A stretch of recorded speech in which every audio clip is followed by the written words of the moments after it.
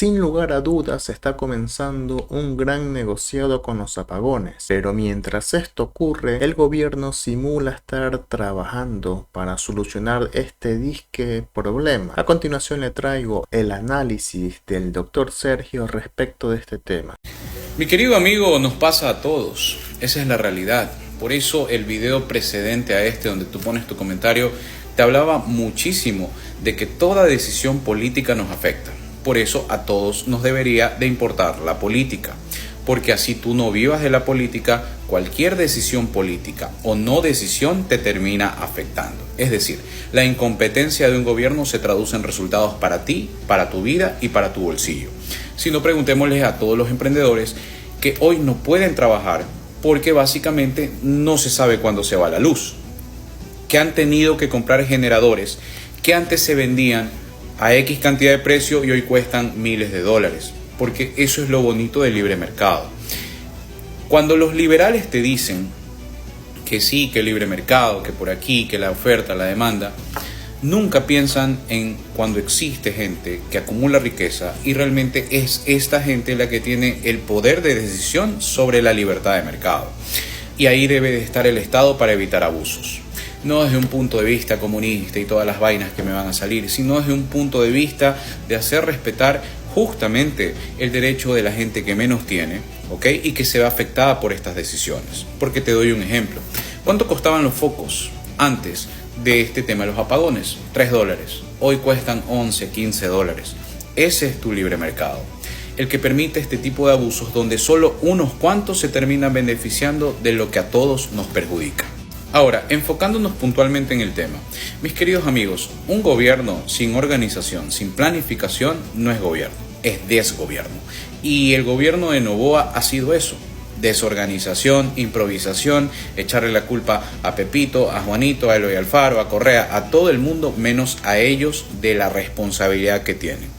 Porque si tú te lanzaste a ser candidato presidencial, sabiendo el país que teníamos con el índice de delincuencia que viene aumentando desde el 2019, te guste o no, ahí están los datos. Gracias por el 7 veces sí. ¿Ok? Una institucionalidad que se fue al carajo, gracias al 7 veces sí, te guste o no, porque le cambiaron a todos los jueces de la Corte Nacional, Fiscalía y demás cosas. Y coincidencias de la vida, si revisas desde el 2019 para acá, cuando se sacaron ministerios que se encargaban de este tema, como el de justicia, entre otros, ha subido la delincuencia. No es coincidencia, mis queridos amigos. Si tú quitas algo y no inviertes en algo, vas a tener una consecuencia. Se llama lógica, ¿ok? Este gobierno ha sido la mamá de la improvisación. Plan Fénix no existe. Se quintuplicaron secuestros, se quintuplicaron el tema de las vacunas, extorsiones y demás cosas que hoy vivimos día a día. El tema eléctrico se sabía y hay muchos que le están echando la culpa a la lluvia. Mis queridos amigos, hay 7 formas de generación de energía. ¿No me creen? Vayan, pregúntale a Selec. Recuerdo muchísimo una audiencia que tuve contra Selec por una acción de protección donde me dieron esa cátedra, porque el abogado, en lugar de referirse puntualmente a los hechos concretos de la acción de protección, comenzó su argumento, alegato de apertura, indicándome las 7 formas en las cuales genera energía Selec y asimismo la historia de Selec. Así que puedo hablar de eso no por ser experto, sino porque recuerdo mucho esa audiencia. Entonces, si existen distintas maneras de crear energía, una de las principales es el parque termoeléctrico. Y existe en el país. De hecho, fue puesto a punto por un gobierno al que culpan que se fue hace 8 años. Y ese gobierno en 7 meses lo puso operativo. No es relato, es un dato que puedes verificar. Entonces, desde el 2019, según la Contraloría, no se le dio mantenimiento. 2019 ese gobierno no estaba, no puedes culparlos. Y este gobierno que sabía el tema del estiaje, el tema que se venía eléctrico, porque en el debate el mismo Jan Topic le pregunta a Noboa qué iba a hacer con esto y él dio soluciones disque mágicas, porque nunca lo hizo, se sabía que esto iba a pasar. Y el gobierno no ha invertido lo necesario para que el parque termoeléctrico en 6, 7 meses, como lo hizo otro gobierno, estuviera operativo al 100% y evitar la catástrofe que tenemos. Entonces, improvisación, falta de voluntad política, eso es el gobierno de Noboa. Entonces, mis queridos amigos, si en lo macro no pueden, peor en lo micro. Decirnos a qué hora se va a ir la luz, ser decentes con sus mandantes, es imposible, porque ni siquiera cumplieron todas las ofertas de campaña. En campaña Noboa dijo que no iban a subir el IVA porque no eran tontos, es un impuesto regresivo, ni sé qué cosa. Eso lo dijo Noboa, están los videos en la red social. Y lo primero que hizo fue subirte 3 puntos del IVA que no ha servido para un carajo, porque se supone que iba para la delincuencia y no ha sido así, ¿ok? Te dijeron que no iban a subir el costo, el tema de la gasolina, lo hicieron, te incumplieron también con eso. ¿Dónde están las barcazas cárceles? ¿Dónde están los bonos que les iban a dar a las madres embarazadas el primer día? ¿Dónde están tantas promesas que se hizo en campaña? Recuerdo la promesa de la reforma judicial de poner tribunales con jurados, cosa que en su momento dije que era una estupidez porque ese es otro régimen jurídico diferente al nuestro, pero sin embargo todo eso le creyeron. Un gobierno que no te ha cumplido con una sola de sus palabras, ¿crees que va a cumplir con un horario? Y hoy están en campaña, quieren 4 años más. 4 años más del país que tenemos seguramente.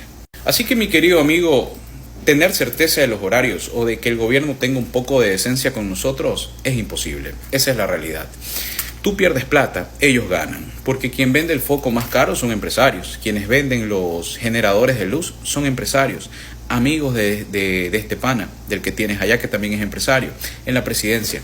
Sí, ellos son los que ganan mientras tú pierdes plata. Mientras tu restaurante tiene que funcionar ahora con un generador que compraste por miles de dólares, con un electricista que te tiene que hacer una conexión especial, ¿ok? Y gastando en gasolina para que funcione, o en gas, o en la manera que funcione el generador, ellos están ganando plata porque tú se los compras a ellos. Esa es la realidad del país. 4 años más de eso depende de ti, mi querido amigo. Pensemos, seamos responsables de entendamos que la política es importante para cada uno de nosotros y que las decisiones o no decisiones de esa gente nos afectan en el día a día. Este es el nuevo Ecuador, un Ecuador de improvisación y mentiras. Soy Sergio.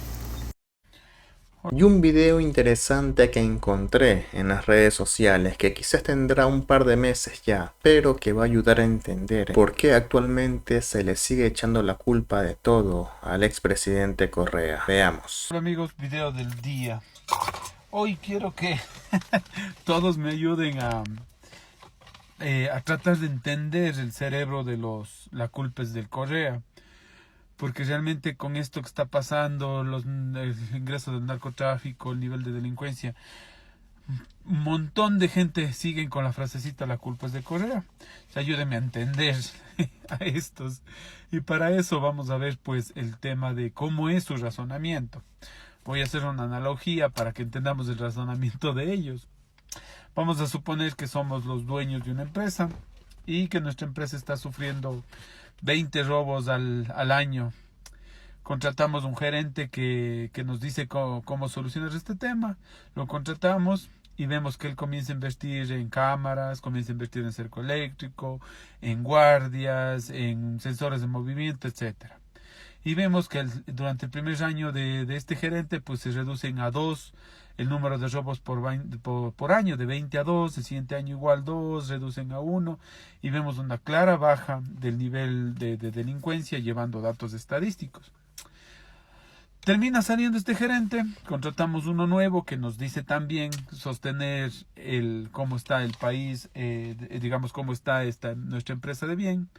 Total que cuando llega quita el presupuesto a la seguridad y quita las cámaras, quita los guardias, quita los sensores, quita todo lo que hizo el anterior gerente y nuevamente se dispara el número de robos en nuestra empresa. Yo creo que nadie en su sano juicio que utilice un poquito el cerebro va a culpar de esa subida en robos al gerente anterior, que fue el que puso cámaras, guardias, sensores y todo, le va a culpar a él de lo que está pasando actualmente, cuando a clara vista se nota que el que quitó las cámaras, quitó los guardias, quitó los sensores, fue el nuevo gerente. Pues, ¿qué creen? Nuestros queridos amigos de la culpa es de Correa razonan de esa forma. O sea, culpan al que invirtió en seguridad, lo culpan de lo que está haciendo el que no invierte y más bien destruye todo lo que hizo él para mantener segura nuestra empresa. Y para esto, continuar con este análisis, vamos a ver cuáles son las razones que hacen o cuáles son los hechos que hacen que un país sea atractivo para un narcotraficante. El primero de ellos, hay dos importantes. El primero y lo que más se fijan los narcos. El primero, perdón, el que sea un país donde sea fácil lavar el dinero, y el segundo, que tengan una policía totalmente debilitada, manipulable y corrompible. Eso básicamente un narcotraficante para instalarse en un país si no tiene esas facilidades no se instala, sino simplemente le hacen tal vez un país de tránsito para tener ciertas plantaciones, pero no se instalan ahí. Entonces, basándonos en esto, que no es dicho por mí, es dicho por muchos analistas de este tipo de fenómenos, en este caso del narcotráfico, vamos a ver qué es lo que hizo pues el señor Correa para evitar que nuestro país sea atractivo para el narcotráfico. Primero, creó la UAFE, un organismo encargado específicamente de controlar el lavado de dinero. Tenía presupuesto, tenía oficinas de Guayaquil y Cuenca, tenía investigadores. O sea, y vean, las estadísticas de la UAFE eran muy buenas para controlar el lavado de dinero. Eso hizo Correa. ¿Qué es lo que hizo Guillermo Lasso? Destruyó totalmente la UAFE, este organismo para controlar el lavado, dicho por el ministro de Novoa el día de ayer, que encontró una UAFE totalmente destruida, solo con 2 trabajadores en una oficina en Quito y sin nada de material, nada de inversión para poder seguir trabajando en ese tema. Segunda cosa que hizo el señor Rafael Correa, impuso el impuesto a la salida de divisas. Esto no solo te sirve para recaudar fondos y para reforzar la dolarización, sino también te sirve para llevar un control de quién saca dinero fuera y de dónde viene ese dinero. ¿Quién creen que quitó el impuesto a la salida de divisas? El señor Guillermo Lasso, cosa que le favorecía a él también, pero él quita el impuesto a la salida de divisas. ¿Quién puso? ¿Qué puso también el señor Rafael Correa como condición? Que tú, para justificar el dinero que vas a sacar fuera, tienes que hacerlo desde los $20,000. Tienes que justificar de manera detallada de dónde sale ese dinero. ¿Quién creen que subió ese valor de 20,000 a 200,000? Guillermo Lasso. Entonces, explíqueme cómo su cerebro les puede decir a esos que la culpa es de Correa, que el que puso la UAFE, impuso el puesto a salida de divisas, pidió justificarse de los $20,000, es el culpable de que esté el narco, y no el que destruyó la UAFE, quitó el impuesto y subió a $200,000 la justificación para sacar dinero fuera. Explíqueme cómo su cerebro les lleva a eso. Y si quieren estadísticas que comprueben, sean datos empíricos y comprobables, porque yo les hablo así, con datos empíricos y comprobables, de que esto fue así, vayan al CELAC, organismo encargado de analizar la cantidad de dinero que se lava dentro de un país, y van a ver que durante los 10 años del señor Correa se lavaron solo $900 millones en 10 años. Y en 2 años del señor Guillermo Lasso ya llevan lavado $3,000 millones. O bueno, se lavaron ni siquiera en 2 años, en año y piquito que estuvo él, se lavaron $3,000 millones en la economía del país. Son datos empíricos y comprobables. No entiendo cómo su cerebro les hace decir, no, el que invirtió, el que puso todo tipo de controles para el lavado de dinero, él tiene de la culpa de que nuestro país sea atractivo al narco, y no el que destruyó todo eso.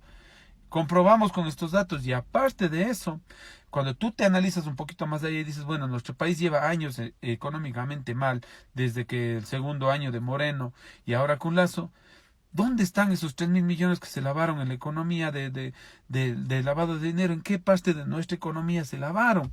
Porque eso es fácil darse cuenta. Y cuando tú analizas, dices, bueno, vamos a ver qué parte de nuestra economía fue la única que creció cuando estuvimos en crisis, porque nadie creció. Entonces es lógico entender que si dinero del narco entró y se lavó en nuestra economía, hay una parte de la economía donde estuvo ese dinero. ¿Y quién creen que fueron los únicos que ganaron? La banca. Entonces es fácil deducir que ese dinero se lavó en el sistema financiero bancario de nuestro país. Muy sencillo. Otra cosa, vamos rapidito al tema de seguridad. En seguridad, ¿quién propició una policía débil y corrompible? Guillermo Lasso. ¿Por qué? Porque Correa, ¿qué hizo? Estableció la prueba del polígrafo para tener policías probos. ¿Quién la quitó? Guillermo Lasso y Moreno. ¿Quién hizo la inversión más alta en seguridad, policías, UPCs, armamentos? El gobierno de Rafael Correa. ¿Quién disminuyó la inversión, el presupuesto en seguridad? Guillermo Lasso. ¿Quién creó la escuela de guardias penitenciarios? Rafael Correa, donde se les enseñaba cómo era el manejo de reos, la rotación del personal, cómo controlar, todo eso se les enseñaba en esta escuela. Creó esta escuela Correa. ¿Quién la destruyó? Guillermo Lazo y Moreno.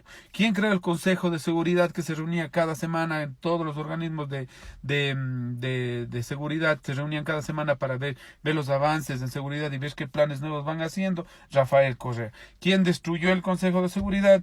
Guillermo Lazo y Lenín Moreno. ¿Cómo compruebas esto? Pues revisando la cantidad de droga que se enviaba a Europa durante el gobierno de Correa, que era cero, y ahora se envía toneladas a Europa en el gobierno de Guillermo Lazo. No dicho por nosotros, no dicho por Correa, dicho por los mismos países europeos que llevan su control de dónde es el origen de la droga. Entonces, señores, para eso la culpa es de Correa. Cuando yo le defiendo mi punto con datos empíricos y estadísticos, y ustedes me defienden su punto solo con supuestos, porque cuando les digo, me dicen, ¿y por qué crees que el Correa no instaló el narco? Y yo les doy todo esto de que hablamos, les doy datos, no opiniones, datos.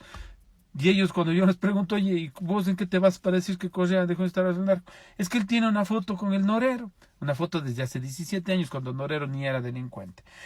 O la otra, es que la sacó la base de Manta, cuando los datos estadísticos y empíricos demuestran que la época más segura de nuestro país se la vivió sin la base de Manta, con un número de muertes de 5 por cada 100.000 habitantes, y con la base de Manta de 17. Y cuando ya se quedan sin argumentos, ¿qué dicen? Contigo no hay cómo discutir porque eres correísta. Señores, en estas manos estamos. Ayúdenme a entender ese razonamiento de mis queridos La culpa es de Correa. Video largo, pero vale la pena. Un abrazo. En las circunstancias en las que nos encontramos actualmente, para usted, ¿de quién es la culpa? Hágame saber su respuesta en la caja de comentarios y nos vemos en un siguiente video.